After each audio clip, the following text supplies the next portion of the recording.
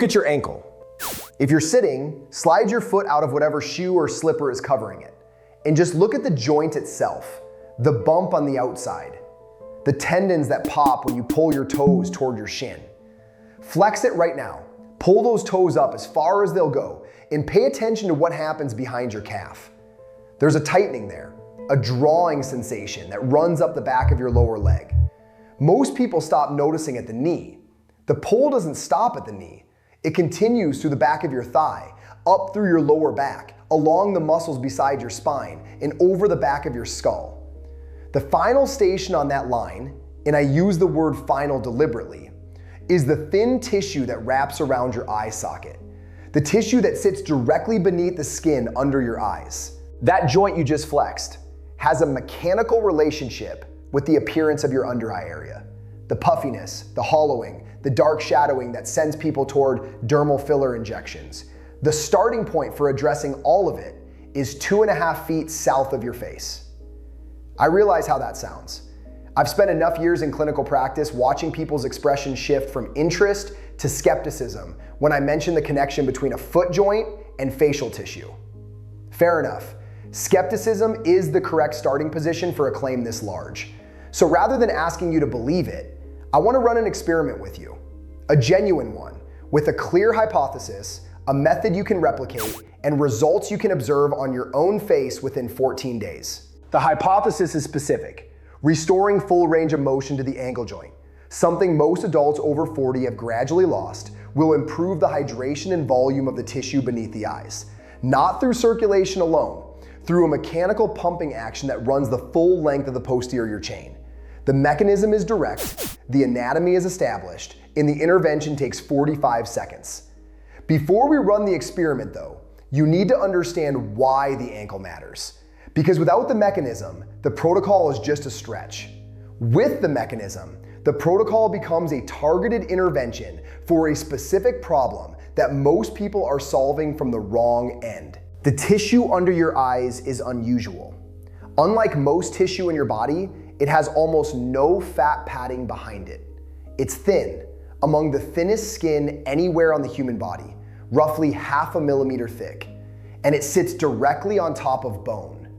There's very little between the surface of your under eye skin and the rim of your eye socket. When that tissue loses hydration, it collapses against the bone. The hollowing that follows creates shadows. Those shadows are what people see in the mirror and interpret as aging, tiredness, or both. Now, here's what most approaches to this problem share. They try to address the tissue locally. Creams deliver moisture to the surface. Filler injections plump the space between skin and bone from underneath. Both work temporarily, because both add volume at the site.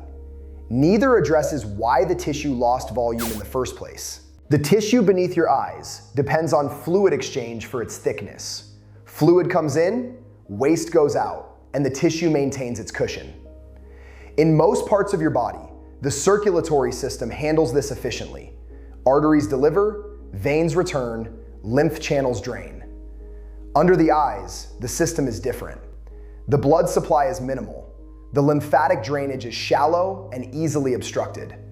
The primary mechanism for moving fluid through this tissue is mechanical. Physical compression and release from the surrounding structures. Squeeze, release. Squeeze, release. A pump that operates not through heartbeat, but through movement. This is where the chain begins to matter.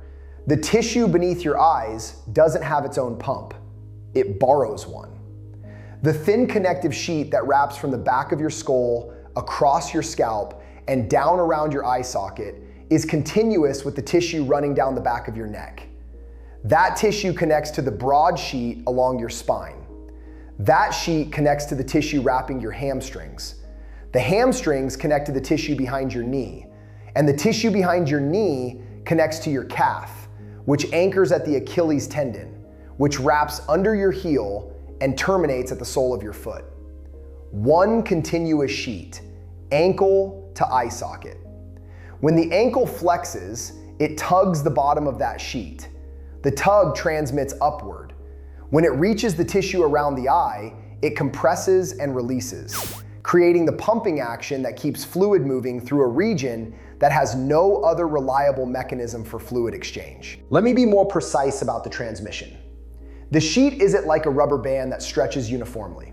It's layered, and tension travels through it the way vibration travels through a drum head. Not in a straight line, but in a wave that distributes across the surface. When you pull your toes toward your shin, the tension doesn't jump from ankle to eye. It propagates through each segment sequentially. Calf tissue shortens, hamstring tissue loads, lower back tissue engages, posterior neck tissue activates, scalp tissue tightens, and periorbital tissue, the tissue around the eye socket, receives the final compression wave. Each segment must be mobile enough to transmit the wave. A stiff segment absorbs the tension instead of passing it forward. The wave dies at that point. Whatever sits upstream of the stiff segment stops receiving the pump. And this is the problem. The ankle is the most commonly stiffened joint in adults over 40. Flat shoes, hard floors, prolonged sitting, reduced walking distances, all of it conspires to reduce the ankle's flexion range. The joint that once moved through 30 degrees of dorsiflexion, toes pulling toward the shin, gradually loses range until it operates in a narrow 10 to 15 degree window. The tension wave that once reached the eye socket with each step now barely reaches the hamstring. The pump goes quiet.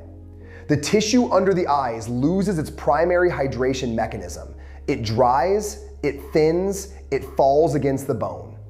And the person looking in the mirror sees hollowing that they attribute to aging, genetics, or not enough sleep. This single exercise addresses the ankle anchor point.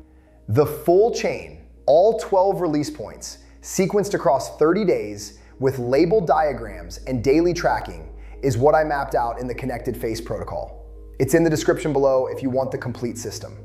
For now though, let's focus on this one joint and what it can do on its own. The pattern I've observed across hundreds of cases is remarkably consistent.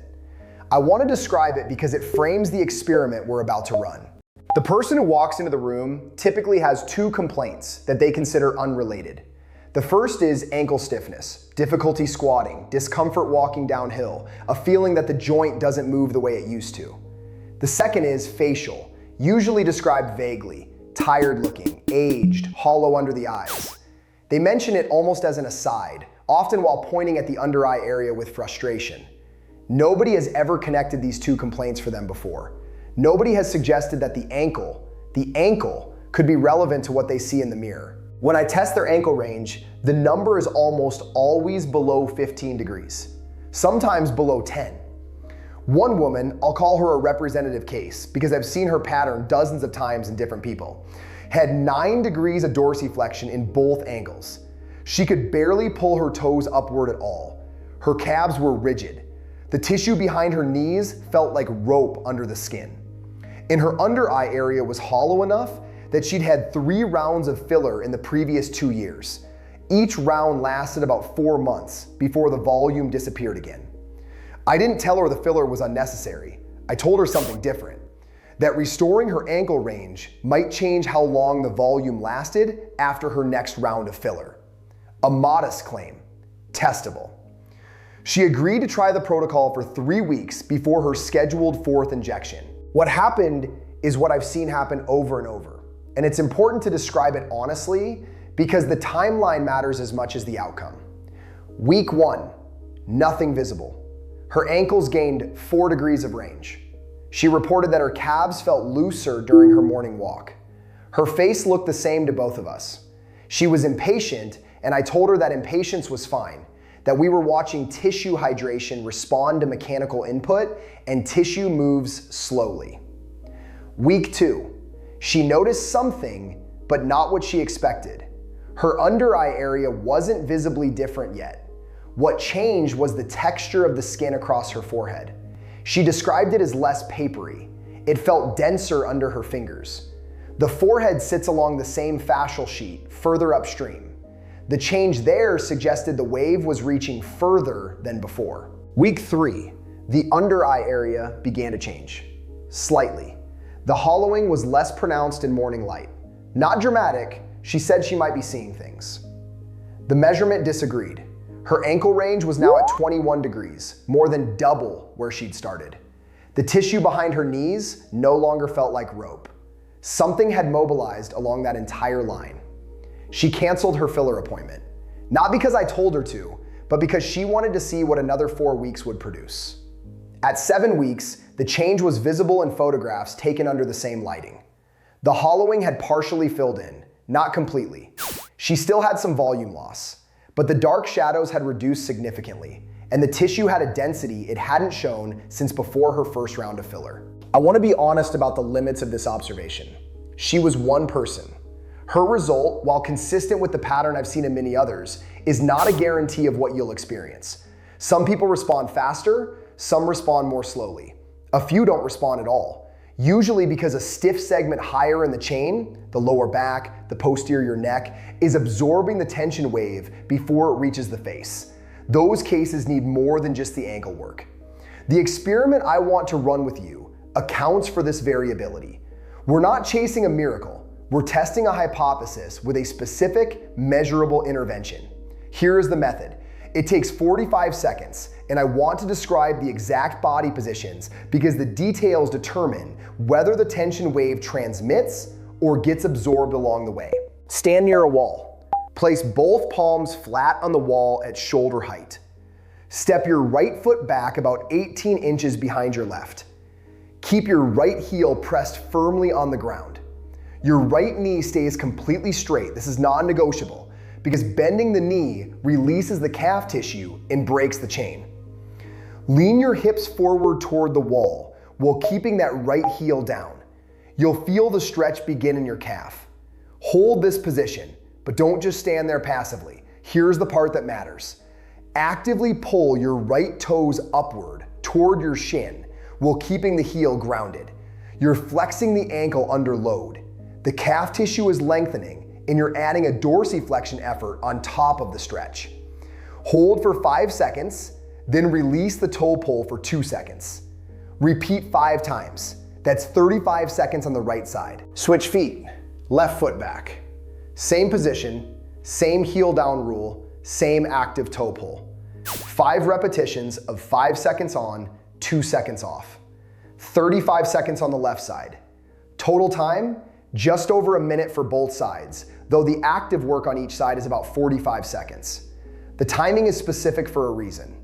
5 seconds of sustained dorsiflexion under load is long enough to create a measurable tension wave through the calf tissue and into the hamstring. 2 seconds of release allows the tissue to spring back, creating the compression and release cycle that drives the pumping action. 5 repetitions generate enough cycles to move fluid through a segment that has been stagnant, sometimes for years. When you do this correctly, you'll feel something beyond the calf stretch. By the 3rd or 4th repetition, most people notice a sensation at the back of the knee. Not pain, more like a warming, a sense that something is waking up. By the end of the set, some people report a faint pull in the lower back. That pull is the wave reaching the next segment. It means the chain is transmitting.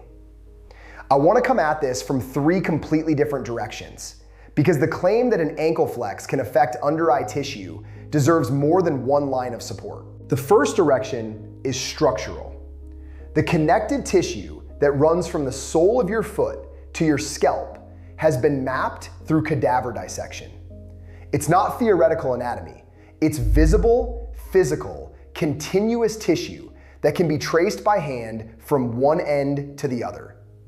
When researchers cut cross sections of this tissue at different points along the body, they found that force applied at the ankle created measurable displacement at the hip. The ankle to hip portion is the segment most people accept intuitively. The extension from hip through the spine, over the skull, into the eye socket follows the same physical sheet. There's no interruption, no break, no point where the tissue stops and starts again. It's one piece of fabric, folded and layered, but continuous. The second direction comes from fluid dynamics in connected tissue. Tissue that isn't compressed and released regularly loses its water content over time. Think of it the way a sponge behaves. A sponge that sits untouched on a counter dries out. Squeezing and releasing it underwater rehydrates it. The mechanics are nearly identical in connective tissue. Compression forces old fluid out, release draws new fluid in. The tissue under the eyes is particularly vulnerable to dehydration because it has almost no active circulation to compensate. Without mechanical pumping from the surrounding fascial sheath, it relies on passive diffusion, which is too slow to maintain healthy hydration in tissue that is this thin. The third direction is rehabilitation data. Ankle mobility programs have been shown to produce changes far beyond the ankle itself.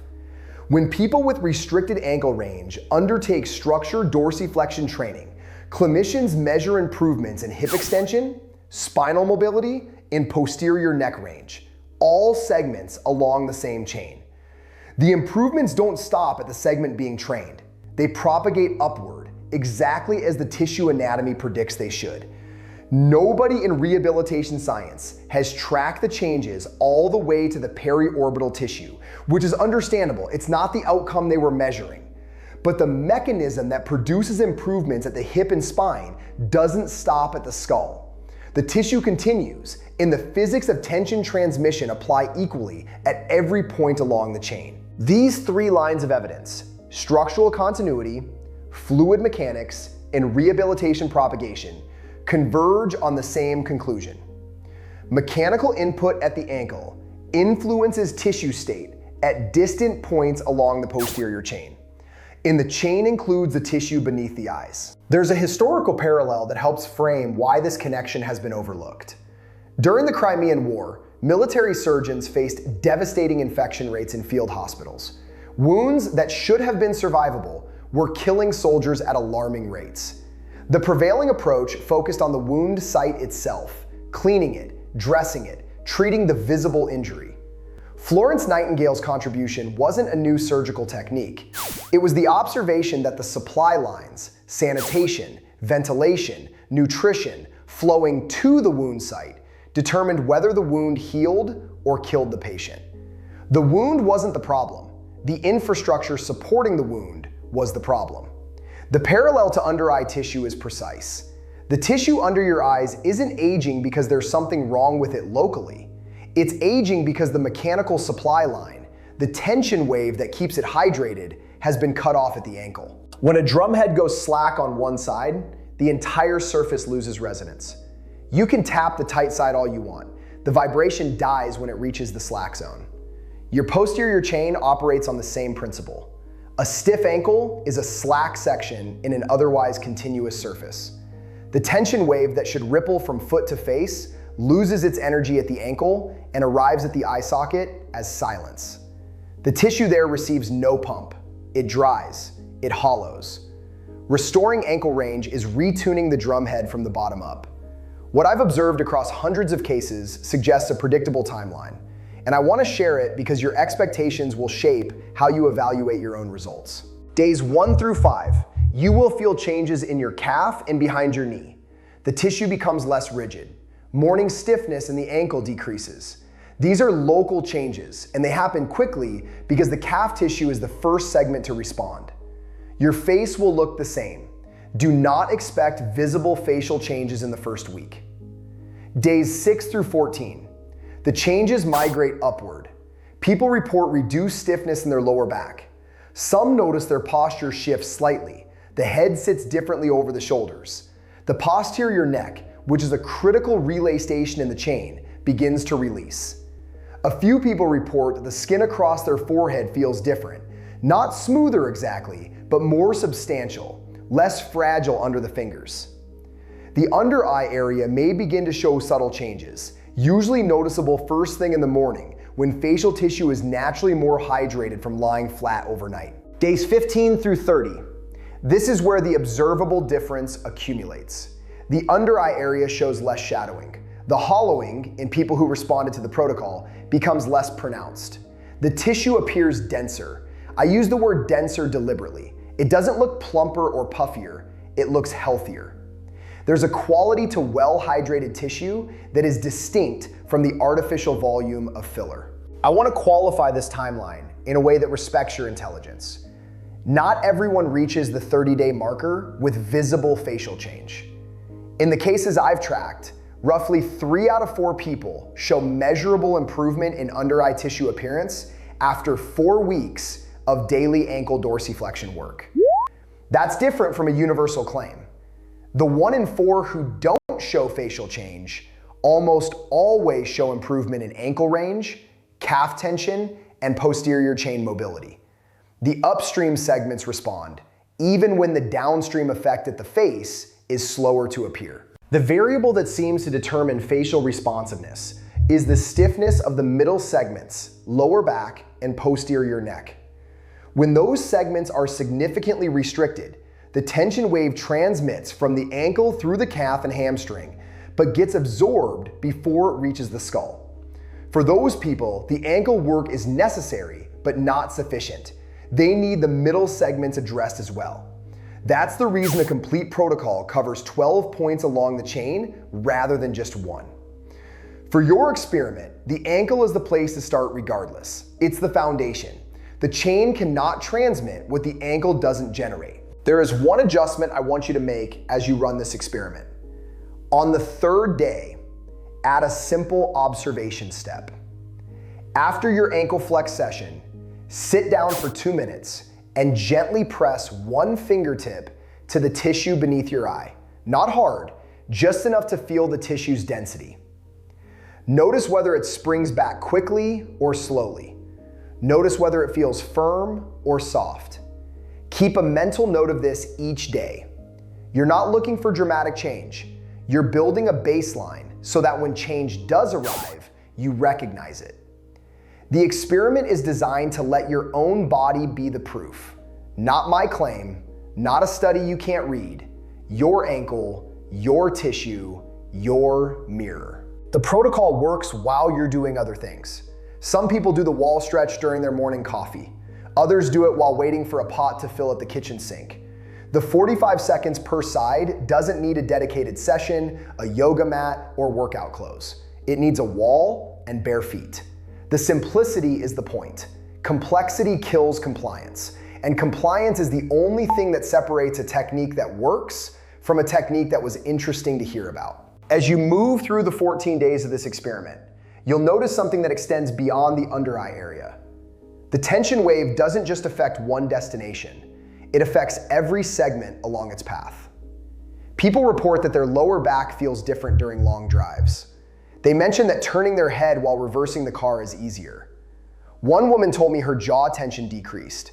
The jaw shares fascial connections with the posterior neck, which is one of the segments the wave passes through on its way to the face. These secondary effects are not the purpose of the experiment, but they are useful signals.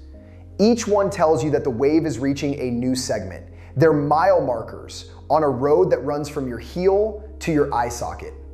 When you feel the lower back release, the wave has passed the hamstring relay. When the neck feels looser, the wave has passed the spinal relay. When the forehead skin feels different, the wave is approaching the periorbital tissue. You're not just stretching your ankle, you're restoring a communication line that your body built decades ago and that sedentary living gradually silenced. The distinction between this approach and filler is worth understanding in concrete terms. Filler adds volume to the under-eye area from outside. It places a physical substance, typically hyaluronic acid gel, between the skin and the bone, creating artificial cushioning. It works immediately and visibly. It also dissolves over 3 to 6 months because the body's enzymes break it down, and the tissue returns to its previous state because nothing about the tissue's hydration mechanism has changed. The ankle flex protocol works from inside. It doesn't add a substance, it restores a function, the mechanical pumping that keeps the tissue naturally hydrated. The timeline is slower, weeks instead of minutes. The result is different in quality. The tissue doesn't look filled, it looks hydrated. And the result is cumulative rather than degenerative. Maintained ankle range means maintained pumping, which means maintained hydration, which means the tissue continues to improve rather than cycling through injection and dissolution. These are not competing approaches. Some people do both. The ankle work extends how long filler lasts because the tissue receiving the filler is better hydrated and more metabolically active, which means it integrates the filler more effectively and maintains it longer. Knowing this gives you a choice you didn't have before. Not filler or exercise, but filler with a supporting mechanism that makes it last. I have watched this protocol change how people relate to their own faces. Not in some grand transformative sense, in a practical one. The woman I described earlier, the one who canceled her 4th filler appointment, told me something at her 7-week check-in that I think about often. She said the difference wasn't dramatic. She could still see the hollowing, still saw her age in the mirror. The difference was that she understood it now. She knew where it came from. Not from time itself, but from a specific mechanical event that she could address. The hollowing stopped being evidence of decline and became evidence of a stiff ankle. Same face, entirely different relationship with what she saw. That shift from mystery to mechanism is what I care about more than the measurement. The measurement matters. I'm a clinician and I track it. But the moment a person stops seeing their under eye area as an unsolvable aging problem and starts seeing it as a solvable mobility problem, something changes in how they carry themselves. They stop looking at their face with resignation and start looking at it with curiosity. That is the result that makes me want to share this work with people I'll never see in person. Here's your experiment, reduced to its simplest form.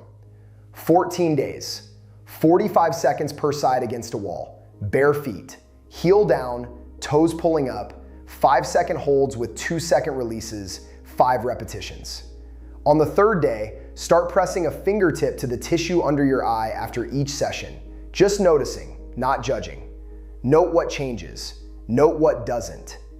At the end of 14 days, take an honest look at what's different. If you found the mechanism behind this useful, the chain, the pump, the ankle's role in it, and you'd like to understand what else runs on the same mechanical principles, subscribing is how you'll find the next investigation. I cover one chain, one mechanism, one specific connection per video, and each one builds on the anatomy you now understand. Drop a comment if you run the experiment. I read every one, and the observations people share often reveal patterns I haven't documented yet. Your ankle was the first thing I asked you to look at. Flex it one more time. Feel the pull travel up the back of your leg. You know where it's going now.